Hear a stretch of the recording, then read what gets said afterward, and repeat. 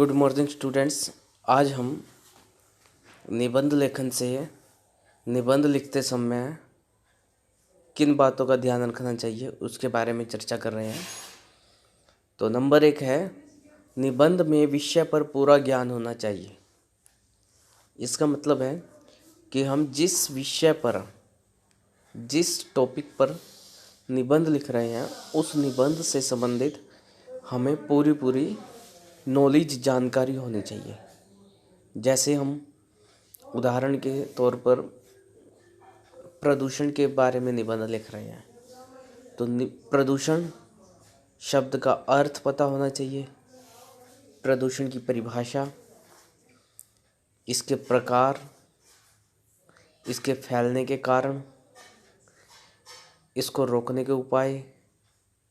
इस प्रकार से जैसे हम किसी महान व्यक्ति पर निबंध लिख रहे हैं, डॉक्टर APJ अब्दुल कलाम आज़ाद पर, तो उनके बारे में सबसे पहले उनका सामान्य परिचय, भूमिका में कि नेता तो बहुत हुए हैं लेकिन हमारे देश का एक ऐसा नेता भी हुआ है जो एक साइंटिस्ट भी था।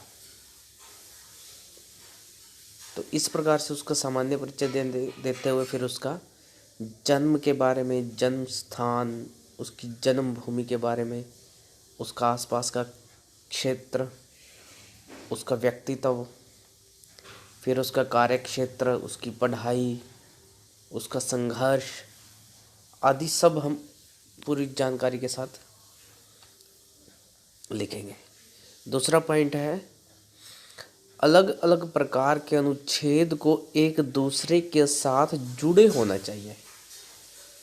जुड़े होने का मतलब है कि रिलेटेड हो, उसके अंदर जो लिखी गई सामग्री है, नॉलेज है, वो मिलती जुलती हो, एक दूसरे के साथ जुड़ी हुई हो।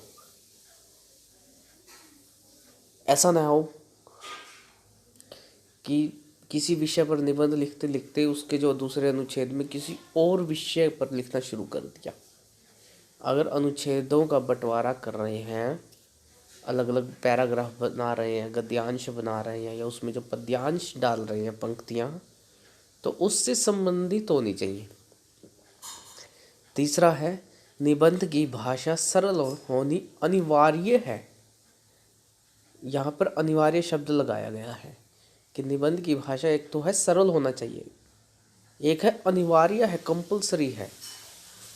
इसका मतलब है कि निबंध की भाषा शैली, उसका जो तरीका है लिखने का, व्याकरणिक दृष्टि से बोझिल नहीं होना चाहिए कि कोई व्याकरण में एक्सपर्ट है वो सोचे कि मैं तो व्याकरण के नियम प्रयोग करूंगा, उसके शब्द, अलंकार, मुहावरे, इस प्रकार के प्रयोग नहीं होने चाहिए।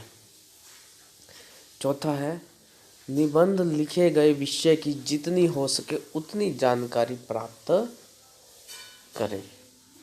निबंध लिखे गए विषय की जितनी हो सके उतनी जानकारी प्राप्त करें, मतलब कि जितना हम लिख रहे हैं विषय में उसकी जानकारी होनी चाहिए व्यक्ति को। उस लिखी गई जानकारी से कम जानकारी न हो, अधिक हो तो अच्छी बात है। पांचवा है, निबंध में स्वच्छता और विराम चिन्हों पर खास ध्यान दें।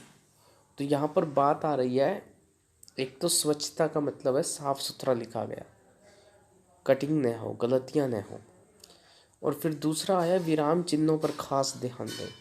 विराम चिन्ह एक व्याकरण का विषय है, लेकिन ये वो विषय है जो प्रयोग होना जरूरी है। इनके बिना निबंध के अर्थ समझ में नहीं आएंगे, अर्थ का अनर्थ हो जाता है अगर एक भी विराम चिन्ह ना लगाएं या एक्स्ट्रा लग जाए तो विराम चिन्हों की जानकारी होना जरूरी है। निबंध में मुहावरों का प्रयोग होना जरूरी है। ऊपर की भाषा में क्या था कि भाषा सरल होनी चाहिए, ठीक है। अब इसमें क्या कहा है कि मुहावरों का प्रयोग होना चाहिए, जरूरी है। तो ये ना हो कि मुहावरे हर पैराग्राफ में, हर अनुच्छेद में और हर पंक्ति में हो। जरूरत पड़ने पर यथासमय ही मुहावरों का प्रयोग जरूरी है। कोई पूरे मतलब कि 10 नंबर के निबंध में 3-4 पेजों में 5-6 मुहावरे आ जाए, कोई ज़्यादा बुरी बात नहीं है, लेकिन इससे ज़्यादा मुहावरे आ जाए तो बुरी बात है। फिर वो व्याकरण की दृष्टि से तो अच्छा लगेगा। 8वां नंबर है, निबंध में आरंभ में और अंत में कविता की पंक्तियों का उल्लेख कर सकते हैं। तो हमने पहले भी पढ़ा था पिछली वीडियो में कि निबंध की शुरुआत में हम गद्यांश लिखने से पहले कोई पद्यांश की पंक्तियां दे सकते हैं। तो इसमें भी वही नियम है कि अंत में भी हम उस निबंध का समापन कोई काव्य की 2 पंक्तियां लिख करके, कोई एक अच्छा सा पद्यांश लिखकर 4 पंक्तियां हो सकती हैं, या एक लघु काव्य हो सकता है एक छोटा सा, तो लिख करके अपने निबंध को आकर्षक बना सकते हैं।